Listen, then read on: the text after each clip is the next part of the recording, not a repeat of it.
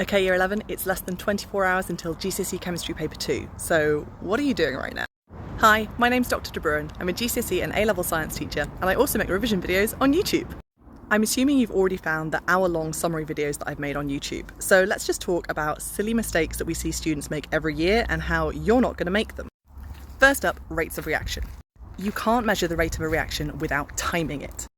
So if you're writing a method, talk about how you're going to measure the volume of gas produced every 10 seconds. The word amount is banned. It doesn't mean what you think it means. So talk about the mass of a solid or the volume of a gas or a liquid. Equilibrium is just horrible, so I'm going to make another video about that. For organic chemistry, most elephants prefer bacon. Methane, ethane, propane, butane. Remember that unsaturated bonds make bromine water turn from orange to colourless. It's not clear. Please don't write clear. In fractional distillation, the crude oil is heated until it evaporates. That's only 1 mark. And then the fractions cool until they condense. That's 2 marks. Then, because there's a temperature gradient, mark number 3, the molecules separate according to their boiling point, mark number 4. For chemical analysis, please revise the paper chromatography required practical. Don't be that poor person on TikTok. The question said how many colours were in the ink, but my paper was in black and white. Pro tip, every pure substance will make a spot. So the number of spots is the number of colours in that ink.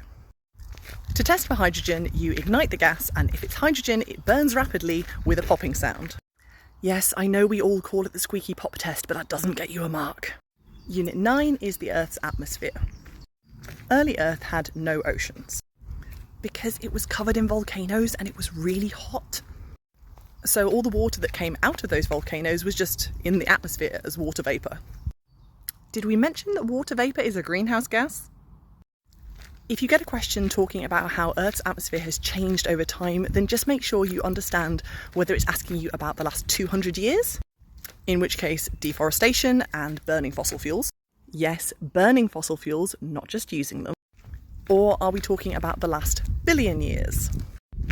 Earth cooled down, oceans formed, carbon dioxide dissolved in the oceans, plankton used that carbon dioxide, their bodies became fossil fuels, their shells became sedimentary rocks. Oh, and a bunch of stuff called algae did photosynthesis. Not plants yet, they came way later. Then, for the using resources topic, you are really likely to get an evaluate question.